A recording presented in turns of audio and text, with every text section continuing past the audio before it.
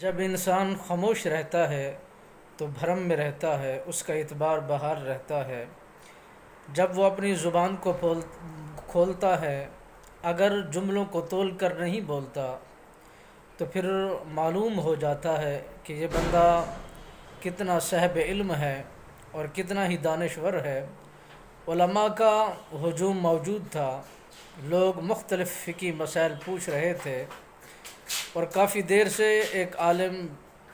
لوگوں کی رہنمائی فرما رہے تھے، لوگوں کے مسائل حل کیے جا رہے تھے، اور کافی دیر سے ایک جوان بیٹھ کر سوچ و بچار ہی کر رہا تھا۔ جب محفل برخاست ہونے کا وقت آیا تو اس عالم دین نے اس سے پوچھا کہ آپ کافی دیر سے خاموشی اختیار کر کے بیٹھے ہیں، آپ کا کوئی سوال بنتا ہے تو سوال کیجئے، آپ کے مسئلے کا حل کریں گے، آپ کے سوال کا جواب دیں گے۔ تو اتنی دیر میں وہ بندہ سوچنے میں مصروف تھا اور زبان کھولتا ہے، عرض کرتا ہے حضور میں سوچ رہا تھا کہ آپ کو کس بارے میں سوال کیا جائے، کس طرف کے سوال کے متعلق سوال کیا جائے۔ تو جناب اس عالم دین نے اور اس فقیہ نے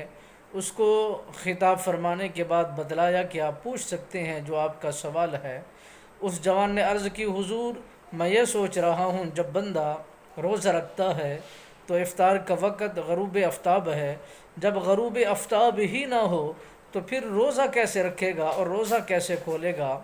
تو اس عالم دین نے فرمایا کہ آپ کا خاموش رہنا آپ کے لیے بہتر ہے، آپ کا زبان کھولنا آپ کے لیے بہتر نہیں ہے۔